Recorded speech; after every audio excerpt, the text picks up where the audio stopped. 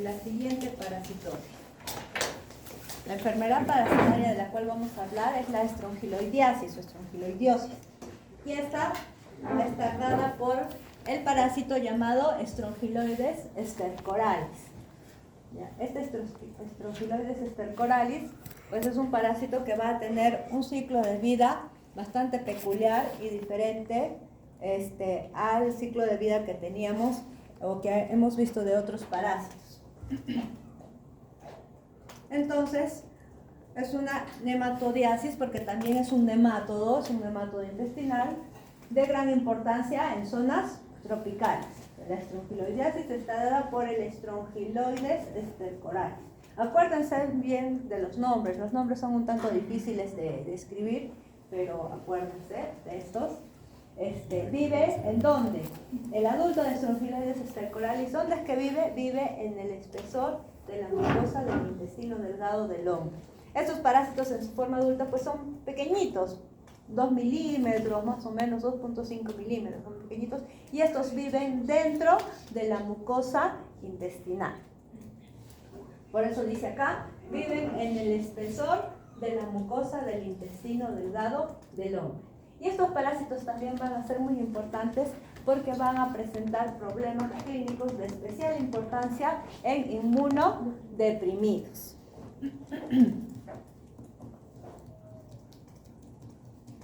El agente etiológico, ya les dije, es el Strongyloides stercoralis.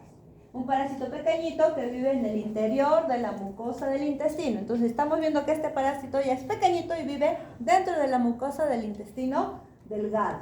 ¿Entre dónde? Entre el duodeno y el yeyuno. El parásito macho pues no es muy importante, a veces no está presente, ¿no? Y se ha comprobado que la hembra es partenogenética.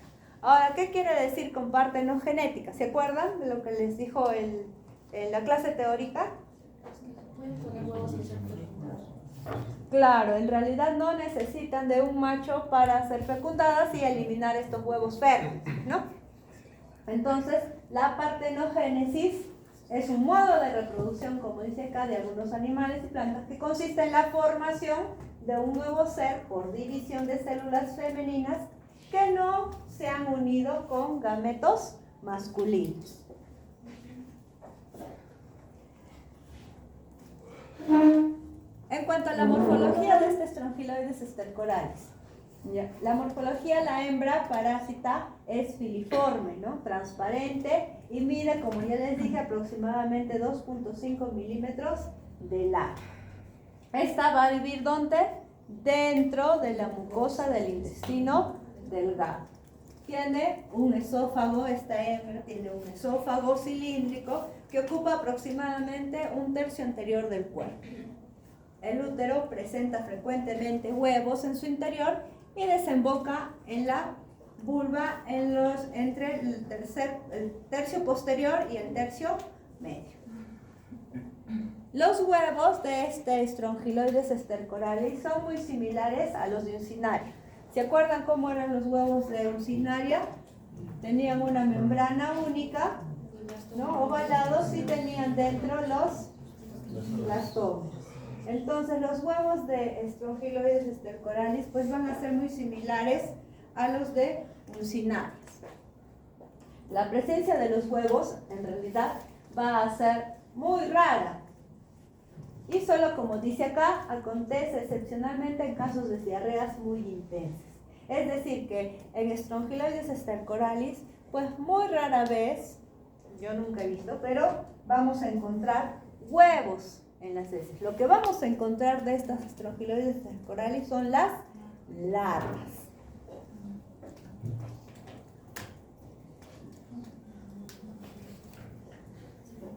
Entonces ya hemos hablado de la forma adulta, pequeñita, 2 milímetros aproximadamente. Los huevos que generalmente no se ven en las muestras de heces, lo que vamos a ver en las muestras de heces son las larvas de Strongyloides stercoralis. ¿Listo? Entonces, en cuanto a la forma larval, a su estadio larval, igual va a presentar tanto larvas rhabditiformes como larvas filariformes. Entonces vamos a hablar primero de la larva rhabditoide o rhabditifo. Estas larvas son móviles de primer estadio que se encuentran en las heces de las personas infectadas. Ya les he dicho que ya las larvas las podemos encontrar en las heces, a diferencia de las uncinarias, ¿no? Uncinarias que encontramos los huevos, ¿sí? Miden aproximadamente 250 micras. Presentan una boca pequeña, las larvas de uncinarias presentaban una boca más alargada, ¿no? Esta tiene una boca pequeña y un esófago compuesto por un cuerpo, istmo y un bulbo. En cuanto al primordio genital, este primordio genital es grande. ¿Qué es lo que va a dar lugar al primordio genital? Al aparato reproductor, ¿ya? Las larvas tienen entonces o presentan un primordio genital grande. A diferencia también, otra diferencia con los de uncinarias, porque el primordio genital de estos es puntiforme y prácticamente no se ve. Entonces, esta larva es similar a la de uncinaria, excepto que la cavidad bucal es pequeña, ¿sí? Y el primordio genital, esta de Strongyloides stercoralis, pues sí, se logra visualizar en el microscopio. Aparecen entonces estas larvas en las heces a los 30 días después de iniciada la infección.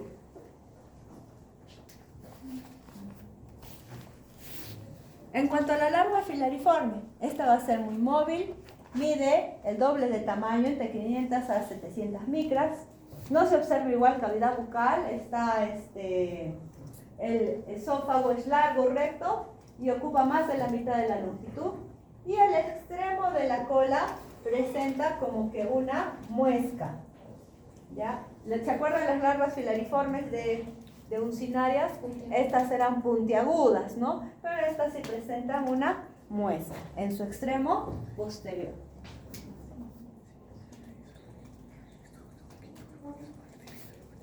Entonces acá tenemos imágenes de estas larvas, ¿no? La larva rhabditoide de Strongyloides stercoralis. Tenemos acá, esto vendría a ser el esófago, ¿no? El cuerpo, el istmo, que es donde se angosta, ¿sí? Y luego el bulbo. Y acá, esto es con la flecha azul. Y con la flecha roja vamos a observar el primordio genital. Entonces tenemos la larva,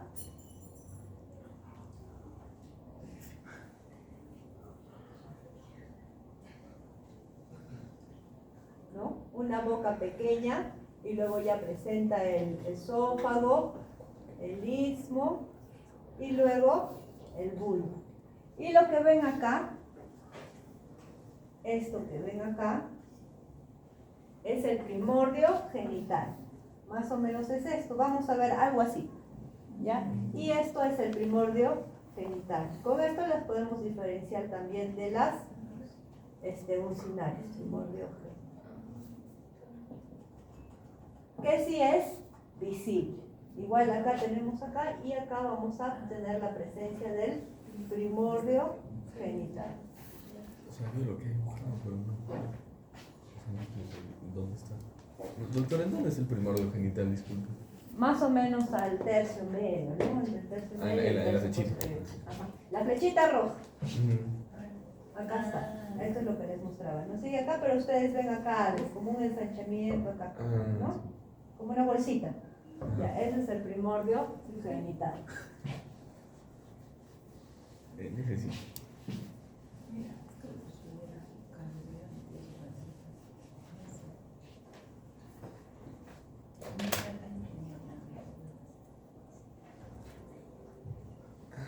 Igual acá tenemos otro acercamiento en el cual podemos ver el extremo anterior de esta larva y podemos ver claramente la boca, ¿no? Pero acá ya vemos el esófago con el cuerpo, el istmo, lo que les decía, y el bulbo.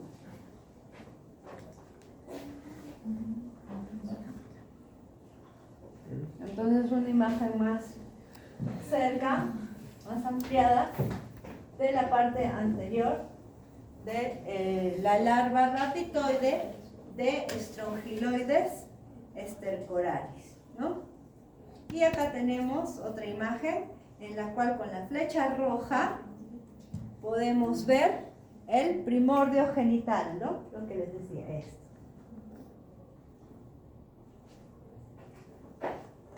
¿Qué diferencia de las uncinarias? Pues acá sí es visible.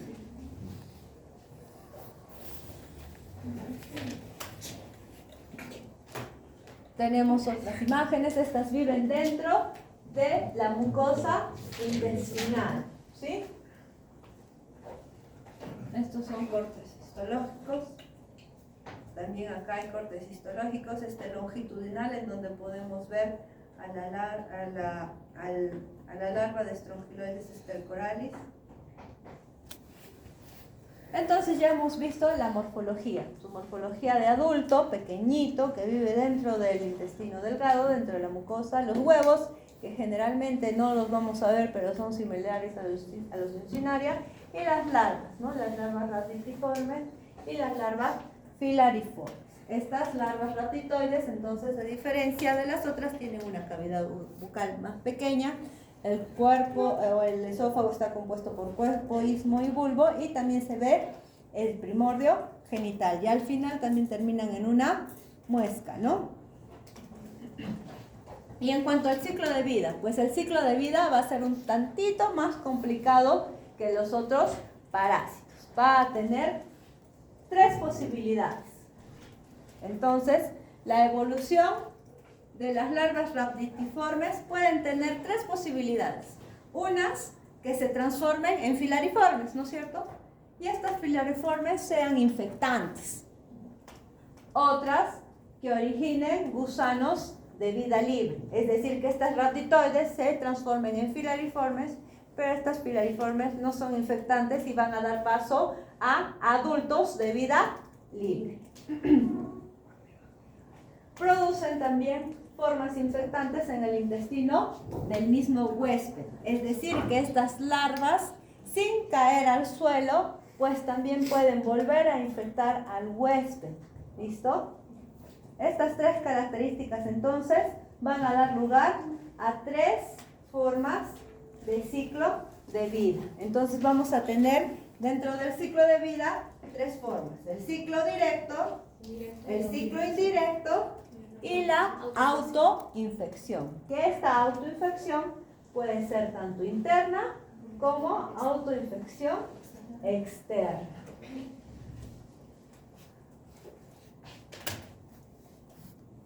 Entonces, en cuanto al ciclo directo, pues el ciclo directo es más o menos el que hemos estudiado del anterior parásito, ¿no? El ciclo directo, vamos a eliminar ¿qué? Las larvas raticiformes, ¿no? Estas salen con las heces, caen al suelo y en condiciones adecuadas, pues van a seguir su desarrollo.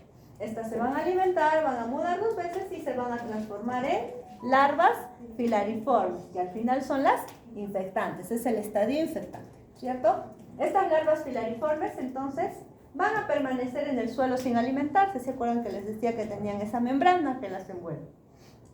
Simplemente esperando el contacto con la piel. Es decir, que el Strongyloides stercoralis, ¿cómo es que va a ingresar? ¿Por vía oral? No, sino por la piel. ¿Listo? Entonces, estas larvas filariformes esperan el contacto con la piel para poder ingresar a este hospedero que luego las va a alimentar. Estas entonces penetran a través de la piel, buscan los capilares y hemos dicho por dónde pasan, ¿no? Llegan al lado derecho del corazón, los pulmones, rompen la pared, los alveolos, mudan, caen a las vías aéreas, luego suben a los bronquios, tráquea, llegan a la faringe y son deglutidos, ¿no? Entonces estas larvas filariformes luego van a ir ¿hacia dónde? Hacia la mucosa del intestino delgado. Es allí donde van a transformarse a su forma adulta, van a penetrar la mucosa y se convierten entonces en parásitos hembras adultos. ¿Cuánto va a durar todo este periodo? El periodo prepatente aproximadamente, que ya les dije en una diapositiva anterior, dura 1 mes, ¿no? 30 días. Desde que se infecta hasta que estas larvas han hecho todo ese ciclo, han llegado al intestino delgado y luego los adultos van a comenzar a generar otras larvas rápidas. Ese es entonces el ciclo directo, que ya lo conocíamos, ¿no? Del otro parásito. ¿Listo? El ciclo indirecto. El ciclo indirecto es el que da estrongiloides de vida libre. ¿Listo? Entonces, las larvas rhabditiformes van a salir con las heces y genéticamente están destinadas a transformarse en la tierra en gusanos adultos no parásitos.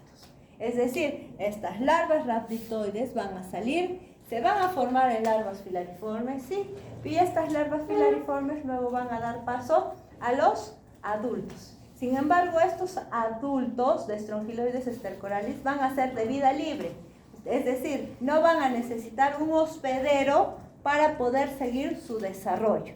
¿Listo? Son de vida libre. Esto ya depende de la carga genética que tengan estas larvas rhabditoides, las cuales van a seguir los diferentes ciclos. Entonces, el ciclo indirecto va a generar adultos de vida libre. ¿Listo? Estos entonces, de las larvas rhabditoides van a salir las filariformes y luego los adultos de vida libre. Estos van a poder vivir en el ambiente, no necesitan de un hospedero para seguir su desarrollo. Estos adultos de vida libre, ¿no? Como dice acá, los hombres y las hembras copulan y dan origen a huevos que van a producir larvas rhabditiformes. Y estas larvas rhabditiformes que se han producido en el medio ambiente, porque no han necesitado de un hospedero, pueden llegar a ser larvas filariformes y convertirse en infectantes para el hombre, o pueden seguir igual su camino de vida libre. ¿Está entendido hasta acá, no es cierto? Listo. Entonces, estas entonces pueden dar gusanos, como ya les decía, de vida libre, o también convertirse en filariformes que invaden la piel y continúan el ciclo directo. Entonces, sí está entendido, ¿sí?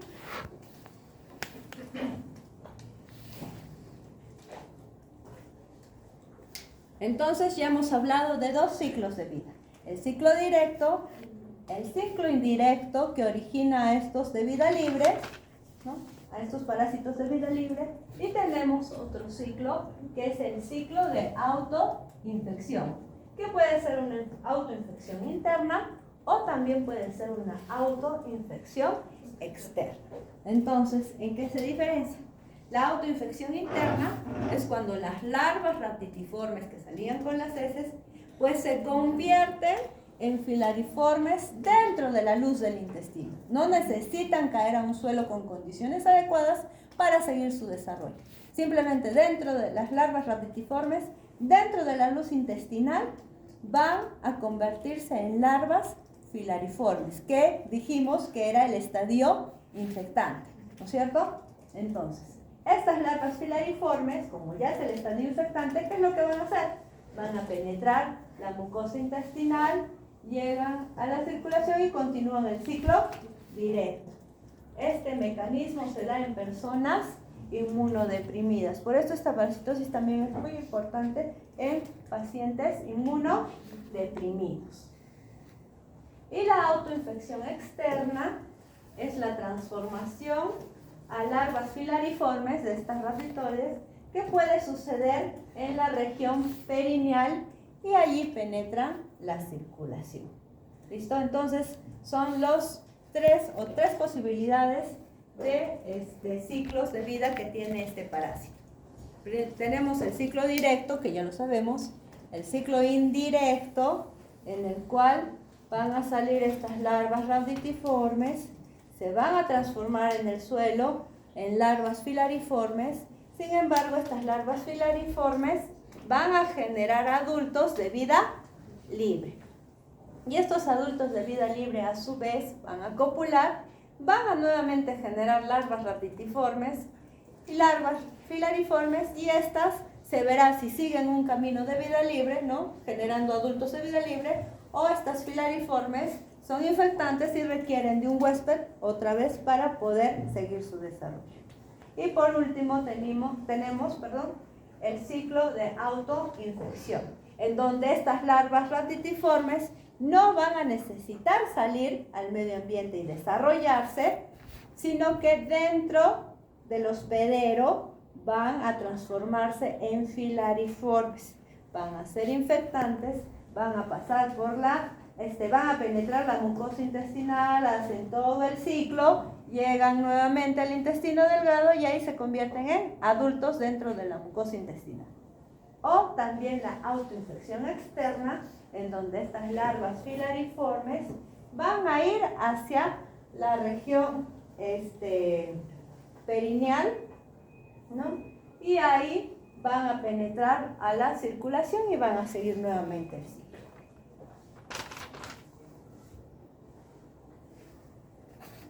Ahora, ¿por qué es importante la autoinfección?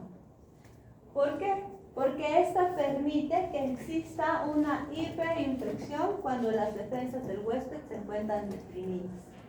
Implantación en el intestino delgado, intestino grueso, pulmones, ganglios y vísceras, ¿no? Que la parasitosis persista indefinidamente sin reinfecciones externas. No necesita reinfectarse, ¿no? Sino que con la autoinfección, pues va a ir infectándose. Este mecanismo explica que individuos que fueron infectados y que ya no se encuentran en zonas endémicas sigan infectados después de muchos años. Entonces, esta parasitosis de Strongyloides estercoralis que la pudo adquirir una persona que vivía en una zona endémica, por ejemplo en la selva, en Puerto Maldonado, como nosotros, ¿no? Madre de Dios, qué sé yo. Y luego se fue a vivir a una ciudad, a Arequipa, se vino acá, ya en la forma de adulto, ¿no? Puede encontrarse todavía esta parasitosis y es por esta causa, ¿no? Por el ciclo de autoinfección. Y al momento de que esta persona se inmunodeprima, va a comenzar a tener la sintomatología. Entonces esta parasitosis puede llevar, y nos podemos dar cuenta de que este paciente ha estado parasitado después de muchos años, ya unos 20, 30 años, y este parásito pues todavía estaba ahí.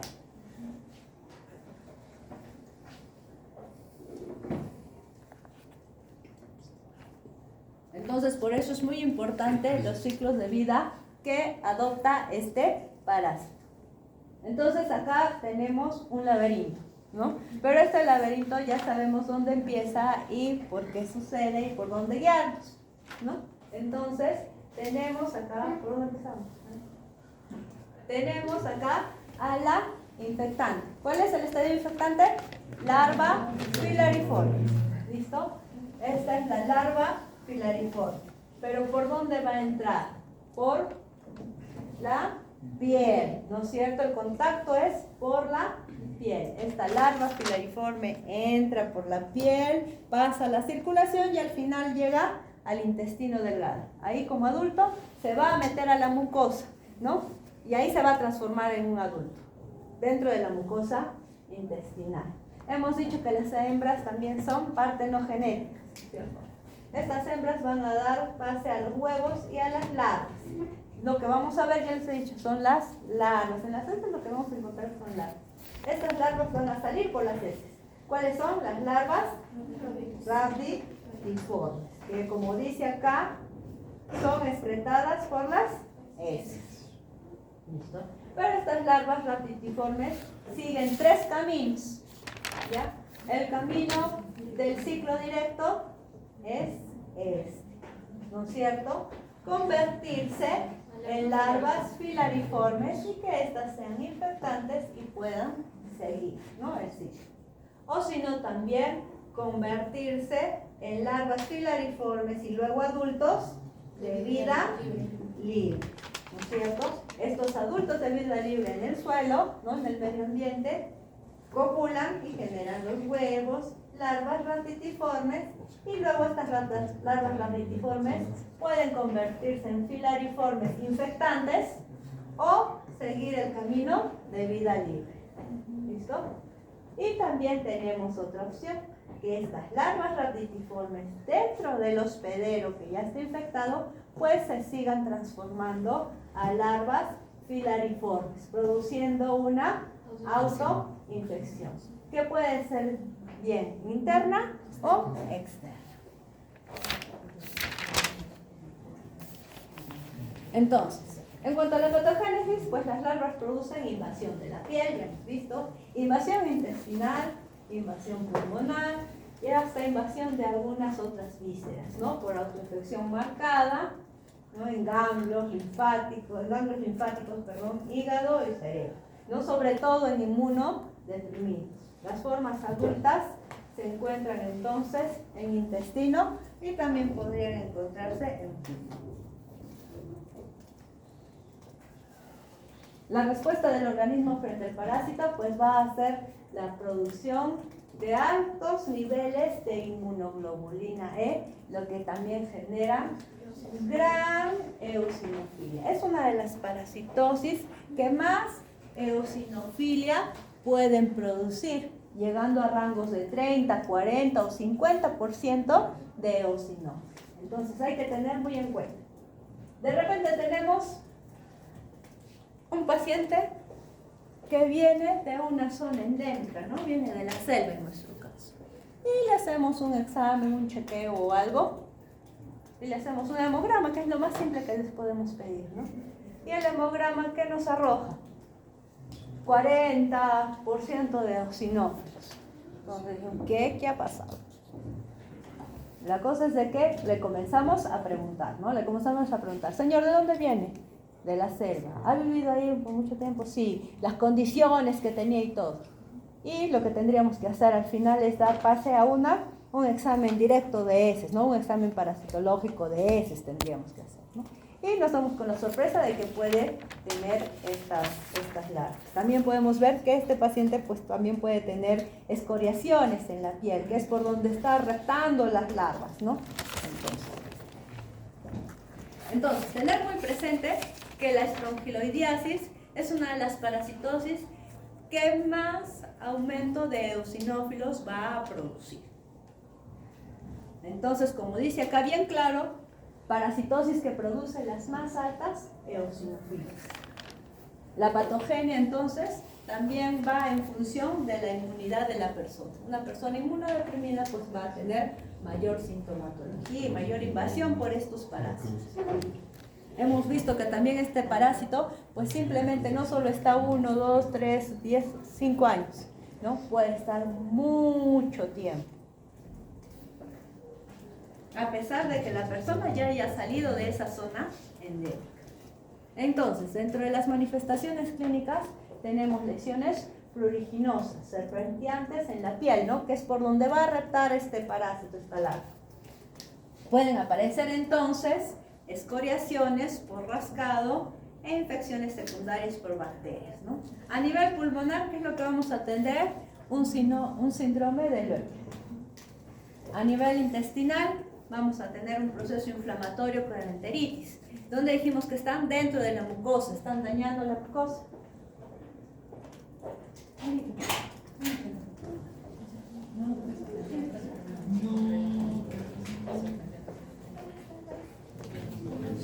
Buenas tardes, doctor. Buenas tardes, doctora, ¿cómo está? Así de esta manera, está para ya. Creo que lo supongo los pies, ¿no? Sí, entre las amiguitas mejor cuidar para Entonces, ¿cómo sería? Diciendo dentro de las manifestaciones clínicas, primero podemos tener lesiones pruriginosas en la piel, ¿no? También pueden aparecer escoriaciones por el rascado y también a nivel pulmonar podemos tener el síndrome de Loewe. A nivel intestinal, un proceso inflamatorio porque estos parásitos adultos están dentro de la mucosa intestinal, provocándonos enteritis, edema de la mucosa con alteración de la secreción y absorción de nutrientes. Entonces podemos provocar un síndrome de mala absorción.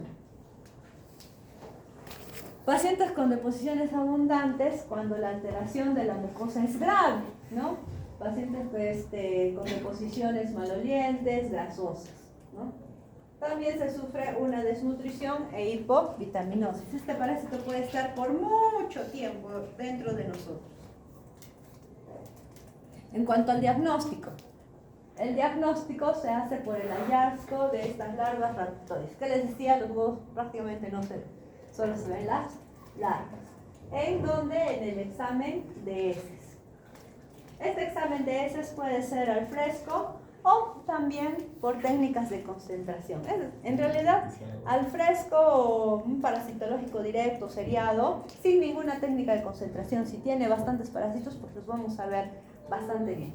Sin embargo, también hay técnicas de concentración, como el método de Baer, ¿no? Entonces, este método es el método que se utiliza para Strongyloides estercoralis, que es el adecuado como método de concentración. Sin embargo, no es un método rutinario.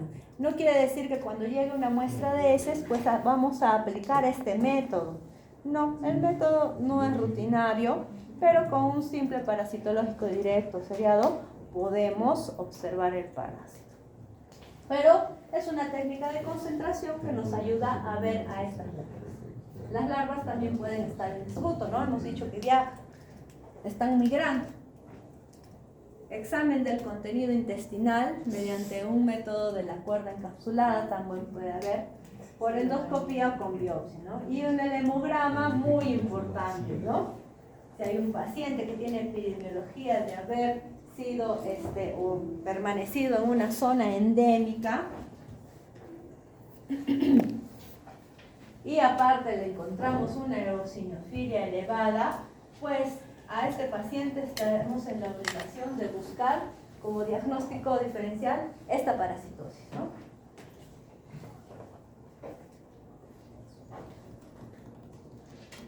Este es el método de Berman para recoger las larvas de Strongyloides estercoralis. Entonces nos permite una buena concentración de las larvas vivas de Strongyloides partiendo de un volumen de heces, ¿no? Entonces tenemos la muestra de heces y esta muestra de heces pues la vamos a colocar como que en un embudo, ¿sí? Y este embudo tiene agua, ¿no? Que es una agua que la vamos a temperar. Entonces acá vamos a colocar como una gasa, ¿sí? Y en esta gasa encima vamos a colocar la muestra de heces. Y acá vamos a colocar agua, que tiene que tener una temperatura más o menos, más o menos calentita, tibiecita, ¿no? Y acá vamos a, a clampar esto. Ya. Y acá vamos a dejar como que Entonces vamos a clampar. Ya, como dice acá, es demasiado engorrosa la técnica para ser empleada como técnica de rutina, pero es excelente para constatar los resultados del examen. Se coloca entonces un embudo, que les dije, de vidrio sobre un soporte circular, unido al embudo un tubo de caucho, que se cierra en su extremo con una pinza.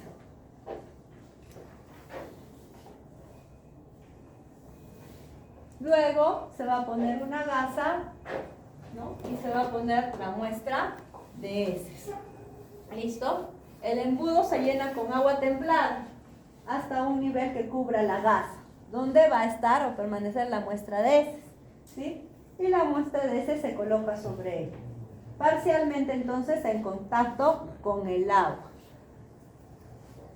Este dispositivo se mantiene a temperatura ambiente durante unas 8 o 12 horas, entonces lo dejamos así, el agua templada primero, dejamos la gasa, ¿no? Y la muestra de heces, más o menos por 8 a 12 horas. Imagínense, o sea, es un método muy engorroso, sin embargo sí nos ayuda, ¿ya? ¿Qué van a hacer estas larvas? Van a ir hacia acá abajo, ¿listo? Entonces acá se examina, luego esto se abre después de pasadas estas 8 o 12 horas, ¿no? Teníamos una pinza acá, esta pinza luego la vamos a abrir, vamos a hacer caer lo que queda acá y ahí es donde va a haber la mayor concentración de las larvas. Entonces esa es la técnica de ver. En cuanto a epidemiología, estos parásitos, ¿dónde se encuentran? En zonas tropicales, ¿no? En la selva, en un 60%, pues puede haber. Enfermedad propia, entonces, de personas también que trabajan en el campo descalzas, ¿no? Entonces, un condicionante muy importante también es el trabajo descalzo, ¿no? ¿Por dónde penetran estas larvas filariformes? Por la piel. ¿Cuál es la profilaxis? Pues el uso del calzado, ¿no? También el control de letrinas, desagües para evitar la defecación en el suelo. Y una educación sanitaria. El tratamiento: diabendazol, dosis de 25 miligramos por kilo 2 veces al día durante 3 días, o también la ivermectina, 200 microgramos por kilo por día en una sola toma. 2 tomas en pacientes inmunodeprimidos.